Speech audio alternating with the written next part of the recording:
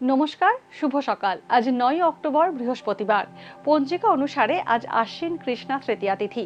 আজ সারাদিন থাকবে বজ্রযোগ ও সিদ্ধিযোগের প্রভাব। কর্কট, সিংহ ও কন্যা রাশির জাতকদের ভাগ্যে আজ কি আছে জেনে নিন।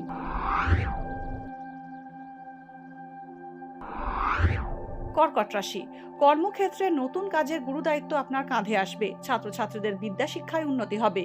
মায়ের স্বাস্থ্য নিয়ে কিছুটা উদ্বেগ থাকবে আপনার মনে। আজ ব্যবসায় ধীরে চলার নীতি গ্রহণ করতে হবে।